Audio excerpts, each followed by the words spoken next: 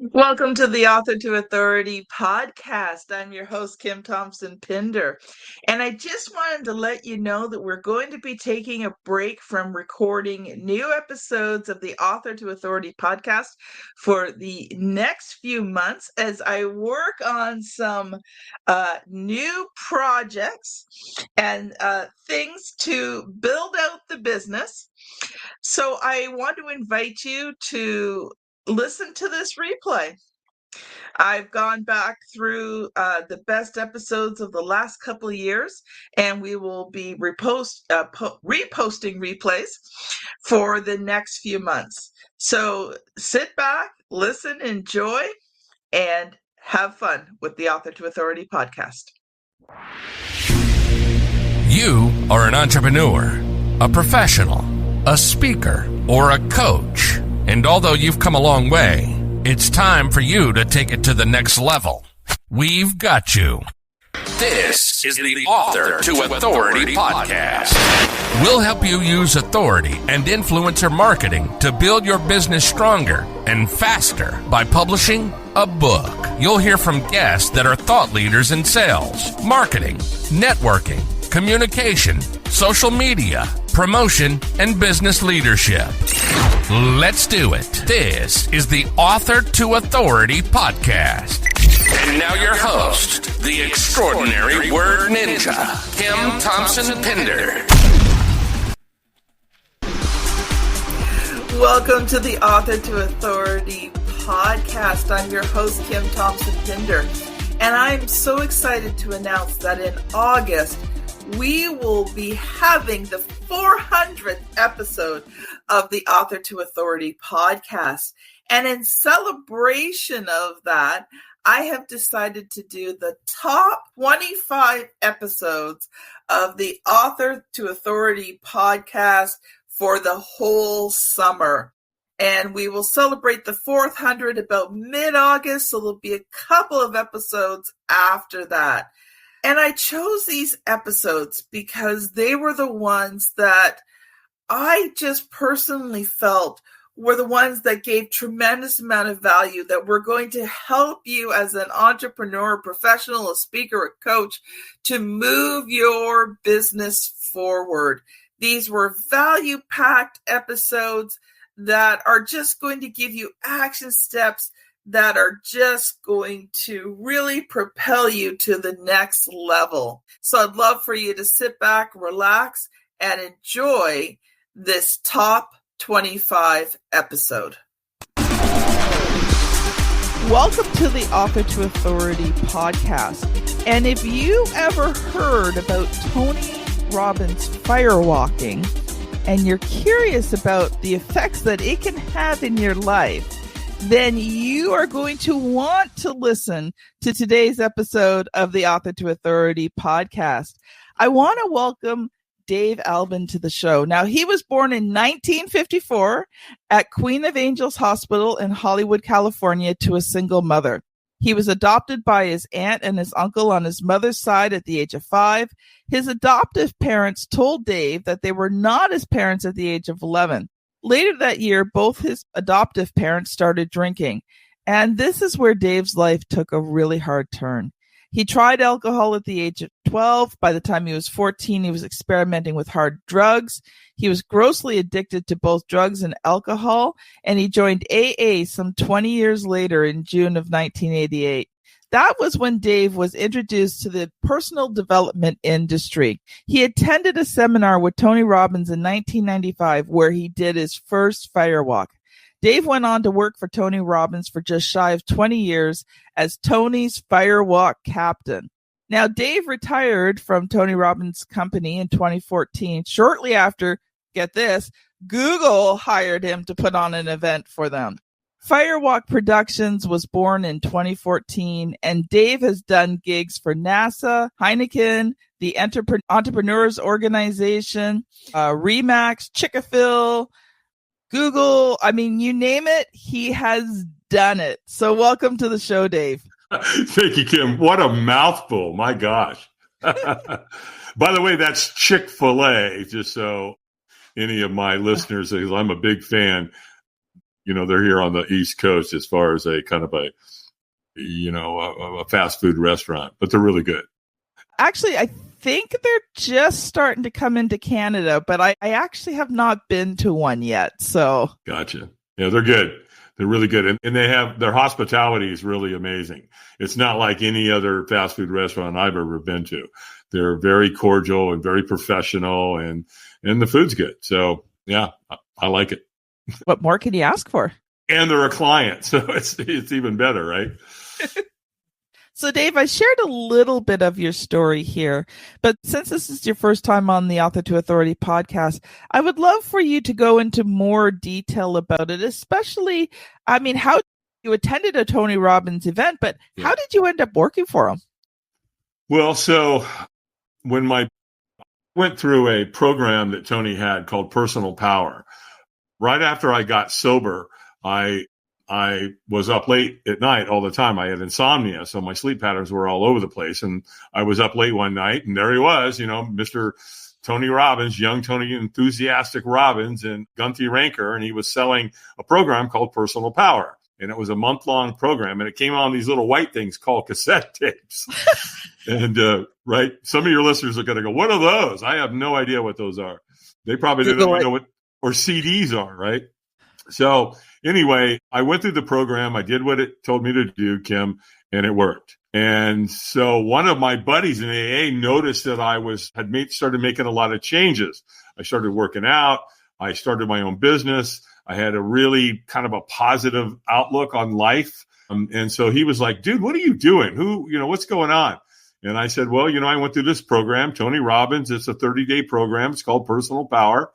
And I'll loan it to you, man, if you want to check it out. Promise me you'll go through it. And he said, absolutely, I'll go through it. So he did. Well, 7 years later, he calls me on the phone. And he said, Dave, did you know that Tony Robbins is coming to town live? And I'm like, no, Dan, I had no idea. And he goes, dude, come on. You got to go with me. You got me into this. So, come on, let's do this. And I'm like, well, what's the date? So the dates worked for me. And he said, great. So you'll go. Yes. He goes, great. I'll call you back. I'm going to go make the arrangements. Well, he called me back like an hour later, and he said, done. We pick up the tickets at will call, and here's what they told us to do. Number one, bring snacks. You're going to spend a lot of time in the room. What an understatement that was. Drink a lot of water. Hydrate. Really important. Bring a good attitude and be ready to play full out. Well, I said, Dan, how much was the ticket? And he said, $700. And I went, well, don't you worry. I'll play full out. I mean, what is that today? And they say I was 95, 700, probably $7,000 today, right? So, and just as he's getting ready to get off the phone, he goes, oh, by the way, I forgot to mention something. We're going to be doing a firewalk. And I remember thinking, Kim, I was like, are you kidding me?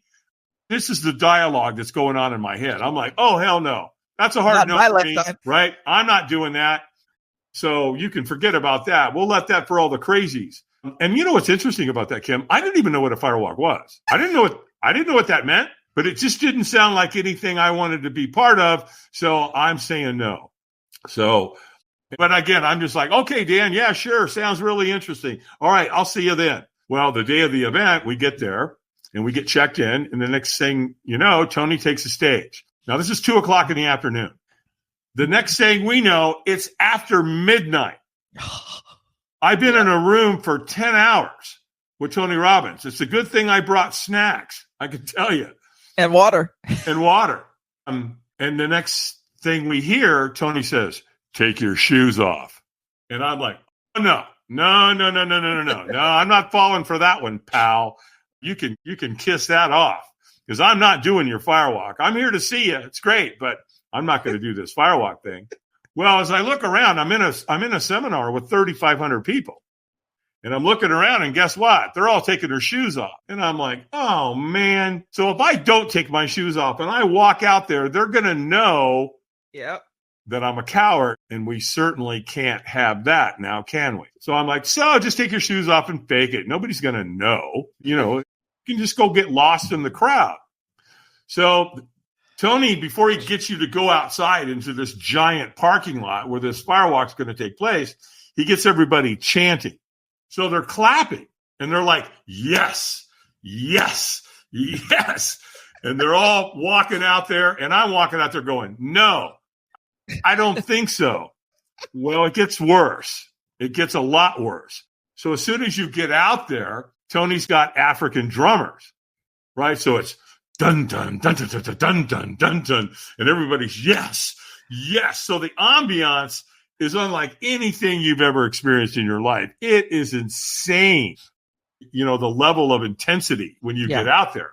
Well, back in the corner of this parking lot, they built a giant fire, probably about the time he took the stage, 2:00, something like that. And that fire pit is 30 feet wide, and it's every bit of 60 to 70 feet long. And they stack it with wood all day, hardwood. And so it burns down, and it finally renders a giant, beautiful pile of coals.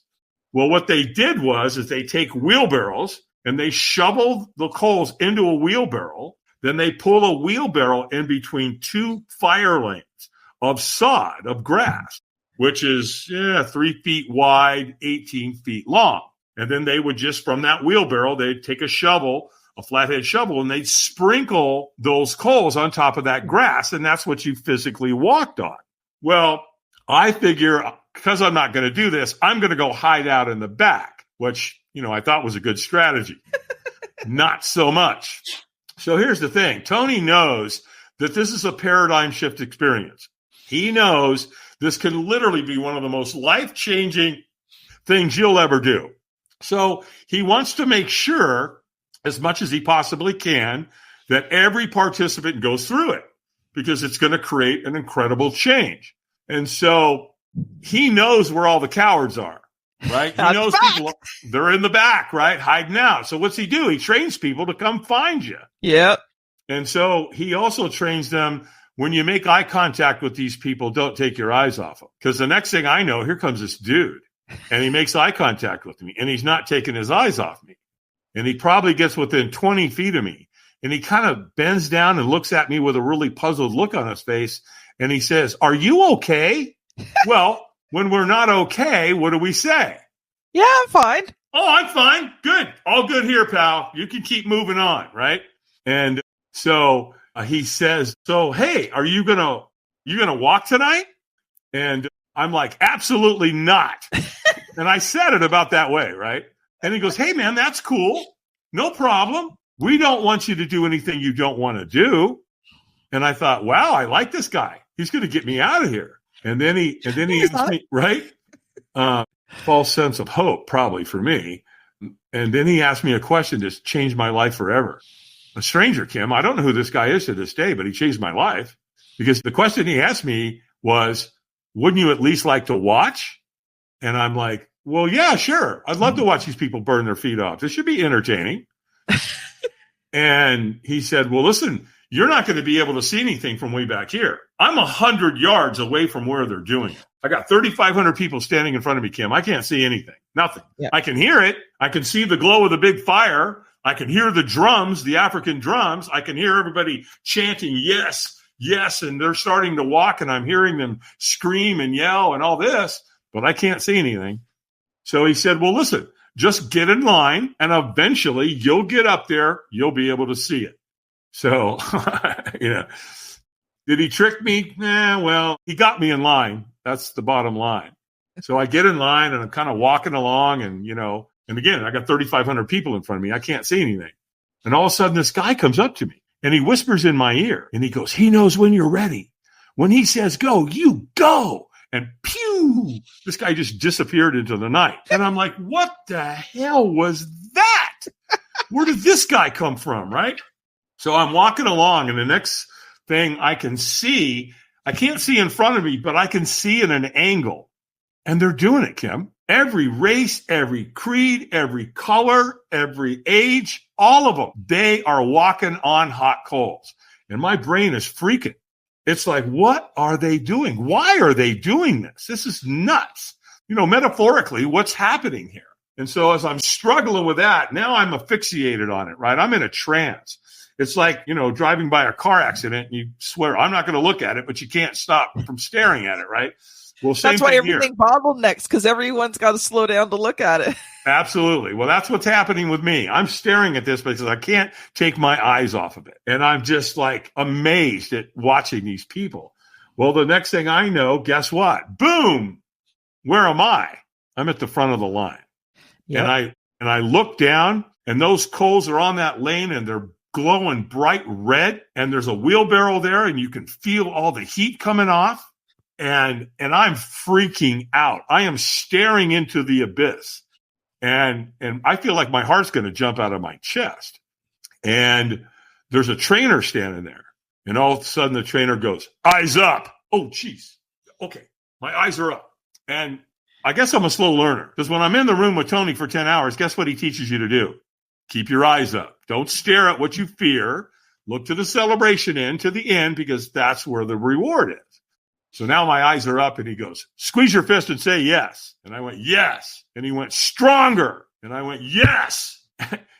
He could tell I wasn't in a peak state. I was leaving a lot on the table. And he screamed at me, stronger. I mean, really loud. Well, now I'm kind of angry.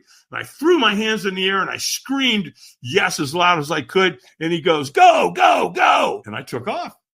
Well, here's the first thing I learned about firewalking, kind of metaphorically for life as well. And that is, when you take the first step, you'll take the second, third, fourth, and fifth. I absolutely guarantee you're not going to stop halfway on that fire lane. Well, Tony positions two people at the end, and they lock arms, and they stop you. And they're like, stop, wipe your feet and celebrate. I mean, if they hadn't stopped me, Kim, I'd have walked all the way to Albuquerque. I mean, I was like, I was just in this trance. And so they're stop, wipe your feet and celebrate. So I'm wiping my feet and I'm celebrating. And all of a sudden I go, oh my gosh, I can feel it. I burnt my feet really, really bad. And I lift up my right foot, and it's dirty, but there's no burns. Oh, it's my other foot. I lift up my other foot. I look at it. It's dirty, but there's no burns. And so now I'm on the celebration end of the firewalk with everybody else that's completed the firewalk. And it was absolutely exhilarating. I felt like I could conquer the world. Looking back at the bright red, and I'm like, I just walked on coals that are 1,000 degrees, and I didn't burn myself. And the interesting part is I don't know how I did it, right? Have you ever done something really cool, really awesome, and you don't even really know how you did it, but you did it, and you're kind of like, yeah, that's me. I'm your guy, right? Well, that's what was going on. And so I'm there with 3,000 plus people, and we all felt amazing. And we had all accomplished something together, something extraordinary. So it elevated our self-worth, our self-belief, our self-confidence about ourselves. Because now once you do something like that, you can say, well, if I can walk on coals that are 1,000 degrees, what else can I do? Yes. Well, here's where it gets really super interesting. Was the next day. So let me back up. This is a 4-day event. The firewalk is day 1 that night. So now we're coming into day 2, and we're in the foyer, and they're getting ready to let us into the venue. And I had never experienced anything like that in my life. To this day, I've never experienced anything like it other than a Tony Robbins seminar, because people were getting along humanistically. It was beautiful. It was absolutely gorgeous. People were laughing. They were crying. They were hugging. They were telling their story about the firewalk the night before. I mean, again, people were getting along. It was absolutely wonderful. And so I'm just in awe of that. I'm like, so what happened? Are we all getting along like this because of the firewalk last night? Mm-hmm. And the answer is yes. You and I have a mutual friend, Dave Sanderson, and Dave will tell you, because he was the last passenger off Flight 1549, U.S. Air, Miracle on the Hudson, there's a bond between all those people. Yes. Because they accomplished something, that was the greatest miracle in aviation history. So they're bonded because of that near-death experience. Well, the firewalk does something very, very similar. And it's a beautiful thing to watch. So I fell in love with it. From the moment that I accomplished it that night to the next day, seeing how it put people together and connected them. And so I got to know one of the trainers for Tony while I was at the event. And he told me that Tony uses about 300 volunteers. He said, see those people over there with those shirts on? I'm like, yeah. And he goes, those are all volunteers. Those are people just like you who came back to help Tony promote the event. He said, so when you get home, call Robbins Research. They'll send you an application, fill it out, send it back in. And if you're lucky, they'll choose you to come be a volunteer with us. Well, that's exactly what I did. And it's like a 4 or 5 page questionnaire. Yeah. And they ask you like really cool questions, like, where do you live? What do you do? This kind of thing. So I was living on a farm. So I had 2 wood stoves. So I knew how to split wood. I knew how to use tools. I knew how to use and drive certain pieces of equipment. I had a military background, a security background. So I fit it like a glove. And sure enough, I got a letter in the mail that said, congratulations, Dave Albin. You've been selected to crew with the Tony Robbins companies in Fort Lauderdale, Florida. And boom, there I was. And because I had the military background, security background, they put me on the security detail team, which meant that I was helping take care of Tony's celebrities that came to the event. And then because I had the other experience with the tools and all that, they put me on the fire building team as well, which is exactly what I wanted to do anyway. And it just grew from there, Kim. I crewed probably 4, 5, 6 times, something like that. I don't remember exactly. And the next thing I knew, they offered me a subcontractor's position to be part of the security detail and to be on the fire building team. And so that was 95, 96. And then in 2003, boy, my life took a real turn. They offered me the captain's position. So that meant I would take over all of the firewalks globally, which I accepted. They also, because I wasn't going to do it because I homeschool my kids, Tony ended up offering to pay for my family to travel with us on the road, which you can imagine. Like my first event with my wife and kids, we went to Sydney, Australia. So you can imagine. Nice, right? Yeah, it was very nice. And then in 2005, we went to London and we set a world record. We firewalked 12,300 people. Wow. Now, I want to disclose something. I say a world record. Guinness was not there. The Guinness Book of World Record was not there. However, I do know, to the best of my knowledge, that there's never been a firewalk that big anywhere in the world. The only thing that comes anywhere close to that is another Tony Robbins seminar. So we walked 12,300 people that weekend, which was phenomenal. And then my life took another turn. In 2014, I'm driving down the road, my phone rings and it's Google. And they want to know if I'm the Dave Albin that does the firewalks for Tony Robbins. Well, yes, I am. What can I do for you guys? Well, we'd like to talk to you about hiring you as long as, of course, you're not under some contractual obligation or non-compete. And I'm like, nope, homeboy's a free agent. What you got going on? And so they told me about an event. They gave me the dates. I was available. And I'm like, so what's your budget for this? And they wrote it down and they showed it to me. And I remember looking at it going, I can work with you guys.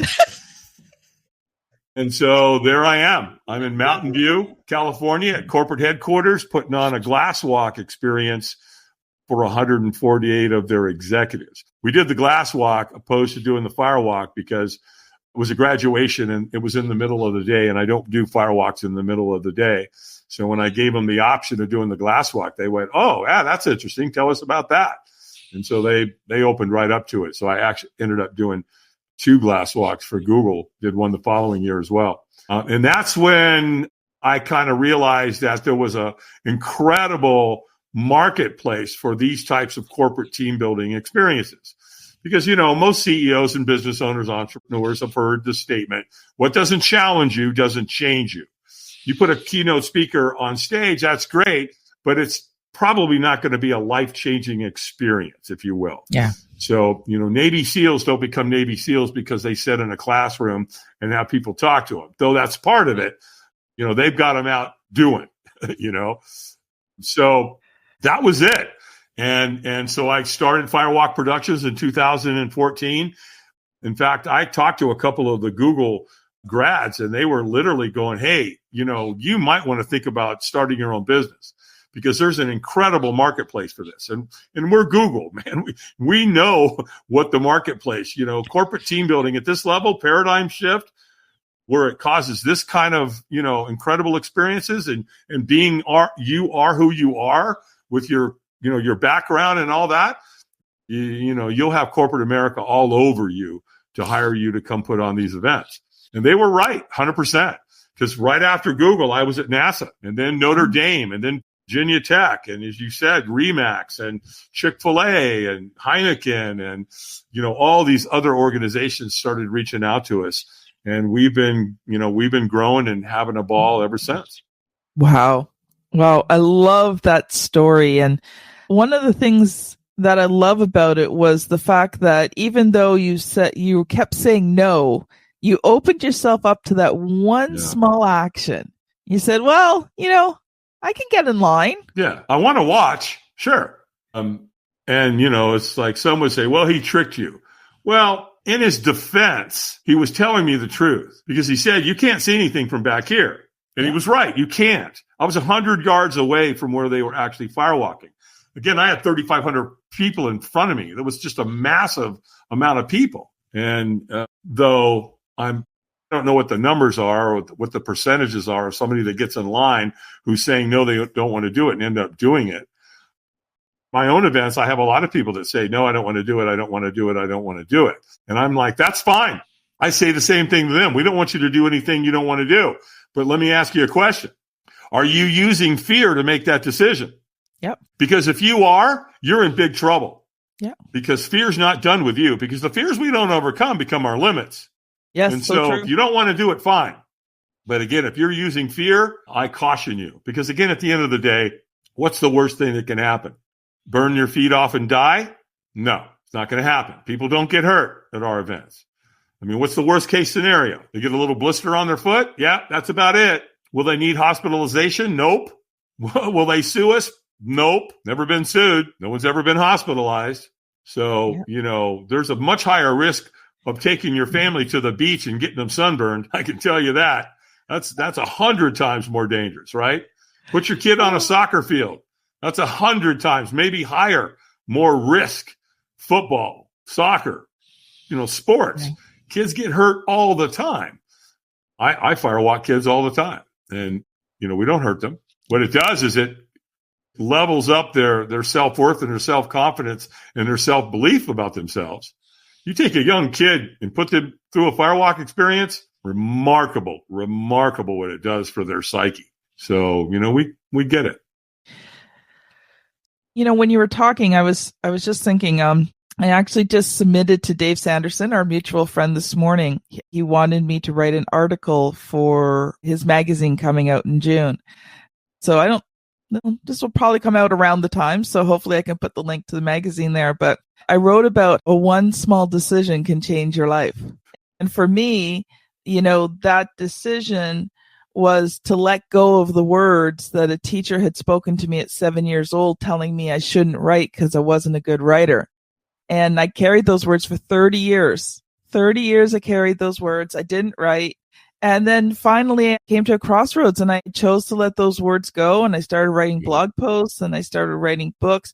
I mean, that decision changed the entire trajectory of my life because I went from blogs to books. A few years later from ghostwriter and now a full-scale publisher. And why? Because I made the decision to let a few words that someone had said to me at 7 years old go. So there is strong power in making those small decisions. You don't always know where that decision is going to change your life. 100%. In fact, it's in our moments of decision that our destinies are shaped. Yes. Yeah, dude. Make one small decision and it completely changes the trajectory and the way you're going in your life. Again, it's so huge because it may start off small, but the further you get out there, it really starts to gain momentum in a completely different direction. So, and I made decisions, prior to that as well. When I was born, I was born to a single mom and she, my biological father was a pilot in Korea, and something happened to him, and they had to put a plate in his head to save his life. Well, it also ended up taking his life, Kim, because 2 months before I was born, he was always complaining to my mom that he didn't know how much longer he could put up with the pain. And so 2 months before I was born, he told her he was going to the grocery store, and we never saw or heard from him again. So we kind of assumed that he went and took his own life because, again, he was in a lot of pain. So when I was born, my mom had two other sons from a different man, a different father. And we were all living in a one-bedroom apartment in Hollywood, California.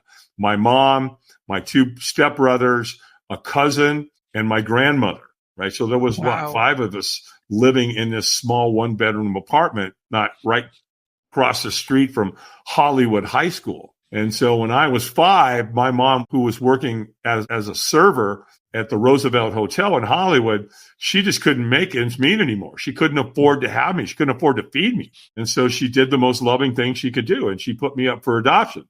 And her sister, my aunt, literally by marriage, right, adopted me. And so I moved from Hollywood to Long Beach. And I was 5. And so they swore off drinking, both now my new mom and dad. And when I was 11, they started drinking again. And the other thing they did is that on the first day of summer in 1964, they set me down and said, "David, we need to tell you something." And my mom put her hand on my arm, and she looked at me with tears in her eyes, and she said, "What we need to tell you, David, is we're not your parents." Yeah. Well, that's like, how do you process that at 11 years old? You don't, right? And then shortly after that, Kim, they both started drinking. So it really, really took a hard turn. Well, they were gone one day, went grocery shopping or left the house. And back in those days, you could do that, right? At 11, you'd call the neighbor across the street and say, "Hey, Joanne, Bob and I are going grocery shopping. David's home. If he needs anything, can he come over and see you?" And they're like, "Yeah, of course." So neighbors did that. Yeah. This was in 64. So when they left, I had seen them drinking, and I'm like, I saw this huge change in their personalities. And I'm like, what the hell is this stuff? So when they left, I went over to the cabinet, pulled it out, and there was a big old bottle of brandy. And I went, well, what is this stuff? Let's find out. Took a coffee cup, poured it half full, boom, drank it, all of it. And I had no chance. Kim, I was an alcoholic on the spot, literally. Yep. I never drank normal my entire life. 1 was too many, and 1,000 is not enough. That was my mindset, if you will. And I started chasing it from an early age. I wanted more. I'd steal it. I'd hide it. And it just, the momentum of that. Once I got into junior high school and high school, I got into drugs. I started hanging around with people that I shouldn't. And it got worse and worse and worse. By the time I became a junior in high school, they kicked me out. "You're out, dude. We don't need you here in high school." And then on June 8th of 1988, I was married to a woman with 3 kids. And I woke up that morning, excuse me, and I said, "That's it. I'm done. I'm out." I was in so much physical and emotional pain that I couldn't stand it anymore. So my only out that I thought of in that moment was to put a bullet in my head. And so I loaded my pistol and I stuck it in my mouth. And then I remember thinking, these kids that you're, their stepdad, you can't do that to them. You're going to ruin their life. You can't do that. You've got to find another way. And I even wrestled with, well, don't do it in the house so they don't see it. Go out in the woods and do it. But it doesn't matter. It doesn't matter. You're right. So geographical location doesn't really matter. We know when someone commits suicide, you kill everybody around them as well. And, it's a permanent answer to a temporary problem, which really made a lot of sense to me. And so I decided to call this organization called Alcoholics Anonymous. Well, what's funny about that? I didn't even know who AA was, Kim. None. Zero. I don't know anybody in AA. I'd never been to AA. I had no references for AA, yet there was the thought in my head to call them. And I did. I love those God thoughts, Whew.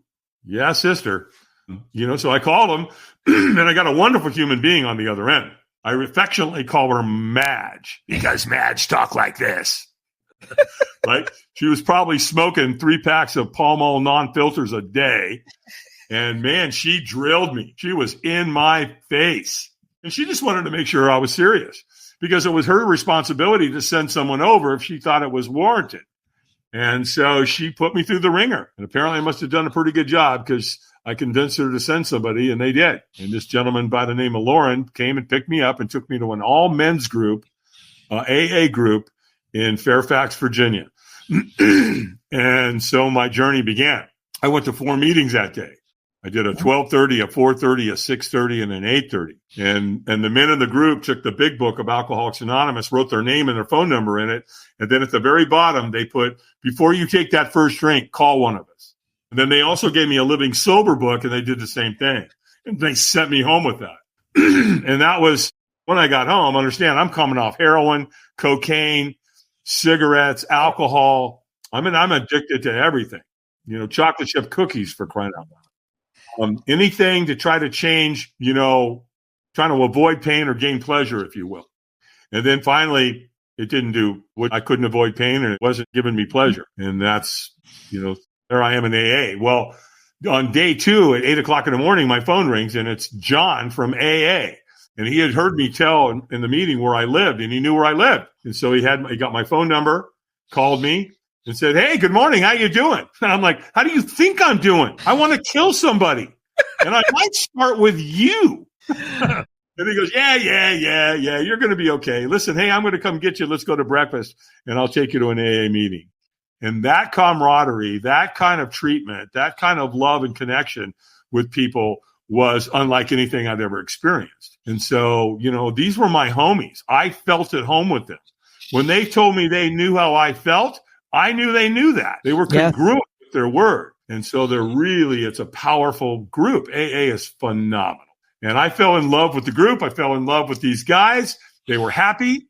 They were joyous. They were free. And I wanted what they had. And they said, great, just do what we do. Success leaves clues. Come to meetings, get a sponsor, read the literature, work the steps. And guess what? Your life will get better. And they were right. And so, about the same time, again, the personal development industry showed up about the same time I got sober because I had insomnia and I was up late at night all the time. So my sleep patterns were all over the place. And there I was one night, 3 o'clock in the morning, watching TV. Watching Tony. There's Tony on the infomercial, Gumpy Ranker, a young, motivated Tony Robbins. Oh, he made me sick. He was so motivated. I wanted to punch him in the face. Dave? Yes. Unfortunately, we are already over time. Okay. Understood. To be honest, I would love to sit and listen, but we have gone over our time for today. So what I would love for you to do, Dave, can you give one quick parting thought? And how can people connect with you? If they've heard your story and they're like, I need to get to know Dave better, how can they do that? Well, if they need to talk to me about sobriety and drug addiction and alcoholism, they have problems in their family, I want to open that up. If they want to talk firewalking and corporate team building, extraordinary experiences, the Dave Albin Firewalk Academy is coming up in October. And Kim, what that is people send their people to us, entrepreneurs, CEOs, whatever. They come to us. They go through the academy. I teach them all this stuff, and then they can go back to their respective businesses and facilitate on their own. So to find all that, just go to firewalkadventures.com. So that's one word, firewalkadventures.com. And as a matter of fact, if they want to consider the academy for being on your podcast and listening here today, if they give me a code 6828, that's 6828, I'll give them a substantial discount for, being on your show listening today. As far as a parting thing, here's what I'd say. Stop looking for heroes and be one. Oh, that is so awesome, Dave. Thank you so much for being on the show. You know what, audience? Is the Author to Authority podcast helping you? Has it helped you in your business? If it has, could you do me a favor? Could you pay it forward and share these episodes with someone else that you know that it will help as well? So this has been Dave Albin and Kim Thompson-Pinder on the Author to Authority podcast. Thank you so much for listening, and we'll see you on the very next episode. Bye now. Bye-bye. You've been listening to the Author to Authority podcast. The extraordinary word ninja, Kim Thompson-Pinder, has helped over 200 entrepreneurs, professionals, speakers, and coaches write and publish their books that have become incredible marketing tools for their business. And many of those have gone on to become Amazon best-selling authors and have used their books to land high-level clients and get on big stages. We hope you've enjoyed the show. Make sure to like, rate, and review. And we'll be back soon. But in the meantime, hit the website at www.author2authoritypodcast.com. See you next time.